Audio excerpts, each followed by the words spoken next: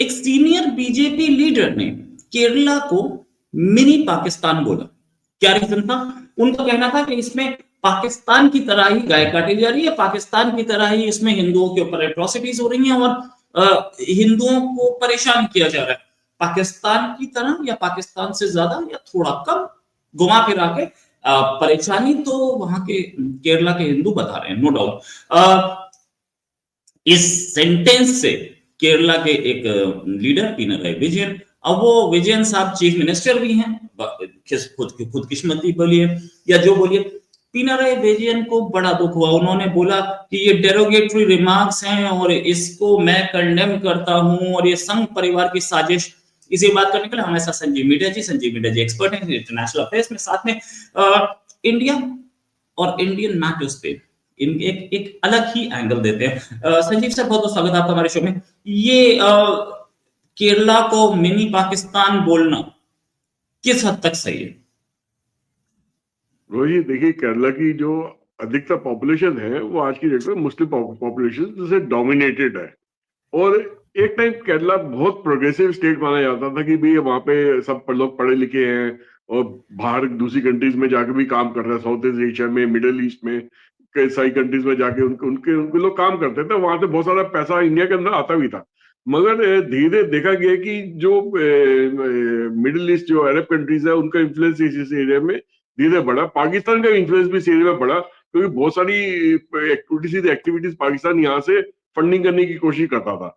अब जैसे आप देखिए कि एक स्टोरी भी, एक फिल्म भी यहाँ पे बनी हमारे यहाँ पे, केरला स्टोरी के नाम से, जहाँ पे दिखाया गया कि लव जिहाद की जो शुरुआत थी वो बेसिकली केरला से शुरुआत हुई थी। वहां से तो बहुत सारे जो पढ़े लिखे तबके के जो मुस्लिम कम्युनिटी के लोग होते थे वो तो हिंदू या क्रिश्चियन कम्युनिटी की लड़कियों को बुला के अपने जाल में फंसाते थे, शादी करते थे, फिर उसके बाद में उनको उनसे गलत काम करवाते थे। और यहाँ तक कि जो पीएफए जो जो था उसके भी हेडक्वार्टर्स को हमने देखा कि वो भी केरला से पकड़ा गया है। यहाँ पे जो बेसिकली कई कई कई मिनिस्टर्स ऐसे हैं जो कि मुस्लिम वोट बैंक पे ही इलेक्शन जीतने की कोशिश करते हैं। जैसे पिछले दिनों में देखा गया कि वायनाड जो एरिया है वो भी टोटली मुस्लिम डोमिनेटेड एरिया है। और कांग्रेस के जो लीडर हैं राहुल गांधी, उन्होंने वहीं से जाके इलेक्शन जीती। फिर जब उन्होंने वो सीट छोड़ी, क्योंकि ऑलरेडी एक सीट पहले वो यूपी से जीत चुके थे, तो उन्होंने अपनी सिस्टर प्रियंका वाड्रा को भी वहां से खड़ा करा था, वो भी वहां से जीत के लोकसभा में आई। तो जो सीनियर मिनिस्टर थे उन्होंने यही एलिगेशन लगाई कि राहुल गांधी और प्रियंका गांधी शायद वहां से इसीलिए जीत पाई कि उस एरिया में मुस्लिम डोमिनेटेड एरिया था और उसी वजह से वो जीत पाए। अगर वो एक जनरल ऐसे एरिया में खड़े होते इलेक्शन लड़ने के लिए, जहाँ पे मिक्स टाइप की पॉपुलेशन होती और सारे तबकों का रिप्रेजेंटेशन होता, शायद ये इलेक्शन उनको लिए जीतना पॉसिबल ही नहीं होता। तो उन्होंने कहा कि क्योंकि वहां का जो माहौल है वो पाकिस्तानी मिनी पाकिस्तान टाइप का है, इसीलिए उनके लिए ये इलेक्शन जीतना आसान रहा। तो इसी पे जो केरला के चीफ मिनिस्टर हैं मिस्टर विजयन, उन्होंने थोड़ा सा इस पे ऑब्जेक्शन उठाया और कहा कि भैया ये चीज गलत है, तुम केरला को मिनी पाकिस्तान कैसे कैसे कैसे कह सकते हो। बट असलियत में रोहित जी वो है तो मिनी पाकिस्तान ही। वहां की जो पूरी हरकतें हैं वो पाकिस्तान वाली ही वैसी ही है। आज की डेट में मुस्लिम तुष्टीकरण करके ही वो वहां पे अपना उन्हें अपना को चीफ मिनिस्टर बनाए रखे। विजन ने जो पिनाराई विजन का नाम, पिनाराई विजन जो वो अपने को चीफ मिनिस्टर बनाए रखे 2016 से आज लगभग उनको 8 साल हो गए चीफ मिनिस्टर वहां के बने हुए, लगभग एक डिकेड हो गया। और केरला पॉलिटिक्स में बहुत सीनियर लीडर हैं और उनको तो डर होना ही नहीं चाहिए कि भी उनकी सीट खतरे में या कुछ ऐसा कुछ बोलने से उनकी सीट खतरे में आ जाएगी या जो उनका पोलराइजेशन हो जाएगा हिंदू वोट का या क्रिश्चियन वोट का। तो वहां पे अब धीरे धीरे देखा जा रहा है कि जो क्रिश्चियन कम्युनिटी के लोग हैं वो भी अब हिंदू पार्टीज को सपोर्ट कर रहे हैं, बीजेपी को सपोर्ट कर रहे हैं। और बीजेपी के सपोर्ट में जो हिंदू जो है वो लोग इकट्ठे हो रहे हैं वहां पे। तो शायद ये डर, उनका अंदर का जो डर है, शायद वो ही उनसे ये इस टाइप की स्टेटमेंट दिलवा रहा है। अदरवाइज वो असलियत को जानने के बाद भी उसको एक्सेप्ट ना करें, उसको ठुकराए, ये बड़ी अजीब सी बात है। राइट। अच्छा, एक चीज, ये जो लव जिहाद का जो वर्ड सबसे पहले यूज किया था, किसी संघ परिवार ने तो यूज नहीं किया था। केरला के एक पादरी थे चर्च में, उन्होंने यूज किया था कि ये लव जिहाद हो रहा है और इसको डाल दिया जाता है बीजेपी और संघ और इन सबके सिर पे कि ये लोग फैलाते हैं। यार क्रिश्चियंस अगर फैला रहे हैं तो उसमें बीजेपी से हमसे क्या लेना देना? सड़कों पे गाय काटी जा रही है, क्या हिंदुओं की भावनाएं आहत नहीं होती इसमें? देखिए रोहित जी, जहाँ पे मुस्लिम मुस्लिम तुष्टीकरण का मामला आता है, वहां पे किसी और दूसरे धर्म धर्म का कुछ लेना देना वहां पे रह नहीं जाता। मतलब कि वो सारे काम वहां पे किए जाएंगे वो जो हिंदू धर्म के खिलाफ होंगे या जो क्रिश्चियन धर्म के खिलाफ होंगे। आपने बिल्कुल सही कहा कि लव जिहाद का मामला तो सबसे पहले चर्च के पादरी ने उठाया था। बाद में दूसरी चीज दूसरे लोगों ने उसके बारे में आवाज उठाई कि ये ठीक है, एक सीनियर पादरी ने इसके बारे में आवाज उठाई है तो हम भी उठाते हैं। तो बाद में मामला कोर्ट में भी पहुंचा और कोर्ट ने भी इसको दबी जुबान में बोल दिया कि हाँ ऐसा काम होता है, जबकि वो उसने इसके अगेंस्ट वर्डिक्ट देने से परहेज करा। बट वो उसने भी माना कि ऐसी हरकतें वहां पे होती है वहां पे केरला के अंदर। तो क्या उसके बाद ये राइट। हरकतें होनी बंद हो गई? नहीं, आज भी चल रही हैं। क्या वहां पे मुस्लिम तुष्टीकरण का काम बंद हो गया? नहीं, आज भी चल रहा है। क्या सड़क पे गाय काटने का काम बंद हो गया? आज भी चल रहा है। क्या हिंदू जुलूस वगैरह में पत्थरबाजी होती है? बिल्कुल होती है। क्या कोई ना कोई कोशिश नहीं होती हिंदू हिंदू संगठनों को या मुस्लिम संगठनों को वहां पे किसी न किसी छेड़खानी करने के लिए? पूरी तरीके से होती है।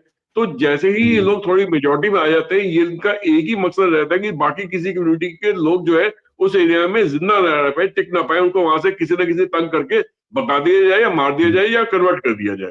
इनका इसी तरीके से इन्होंने बाकी देशों में भी काम करा है, इसी तरीके से ये केरला में भी काम कर रहे हैं।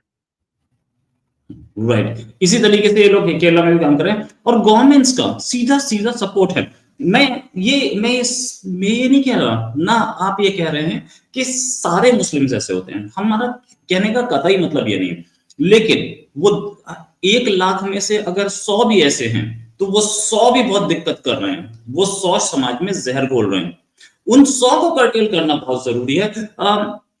इसमें गवर्नमेंट का रोल एक बहुत बड़ा रोल होता है। जैसे कि हिंदू आतंकवाद निकाला था उस समय की गवर्नमेंट ने, कि हिंदू आतंकवाद, कोई हिंदू आतंकवाद नाम की चीज थी ही नहीं, तो कैसे होगी? उन लोगों ने मुस्लिम तुष्टीकरण के तहत ही इस हिंदू आतंकवाद का नाम निकाला था। अब केरला की गवर्नमेंट यानी कि कम्युनिस्ट गवर्नमेंट यही काम कर रही है। कितना डेंजरस ट्रेंड ऐसा रही है कि गवर्नमेंट्स ऐसे मनगढ़ंत आतंकवाद दिखाए, मनगढ़ंत ये दिखाए कि हिंदू एक प्रॉब्लम है, जबकि problem is stands elsewhere. Rohit ji, हमारे देश में ये बहुत बड़ी तकलीफ रही है कि जितने भी लोग बीजेपी को छोड़ के बाकी जितनी भी पार्टियां हैं, वो बिना मुस्लिम मुस्लिम तुष्टीकरण के काम नहीं चला सकती हैं। अब देखिए, सपोज कीजिए कि किसी भी स्टेट में इलेक्शन हो रही है, तो मुस्लिम के जो मौलवी है, मौलाना है, या जो भी नेता लोग हैं, उनका उनका उनका काम करने का तरीका क्या होता है, वो वोट डालने का तरीका क्या होता है? वो ये कहते हैं कि जो सी भी पार्टी बीजेपी को हराने में सक्षम है तुम उसको वोट डाल दो, बीजेपी को वोट नहीं डालना।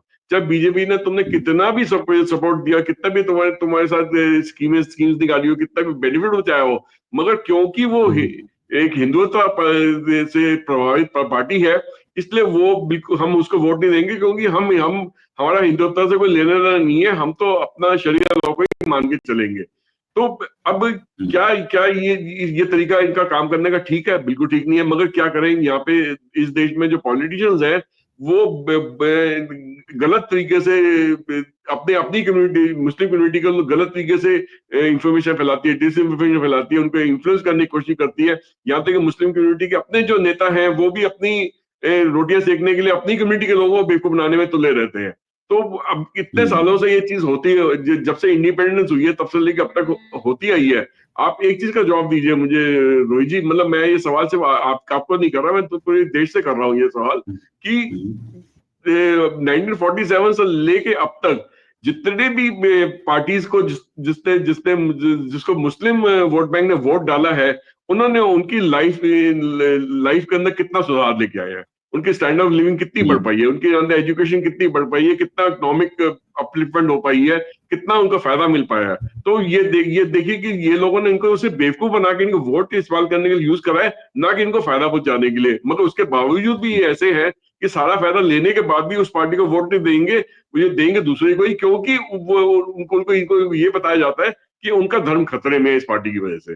तो ये तो बड़ी अजीब सी बात है कि ये ऐसा माहौल किसी और देश में देखने को नहीं मिलता सिवाय हिंदुस्तान के अंदर। राइट, ये लेकिन मैं इस बात को भी नहीं मानता कि किसी एरिया को कहीं पे किसी और एरिया के साथ या मिनी पाकिस्तान, मिनी बांग्लादेश ऐसा बोला जाए। लेकिन रियलिटी से बचना गलत है, रियलिटी से नहीं बच पाएंगे।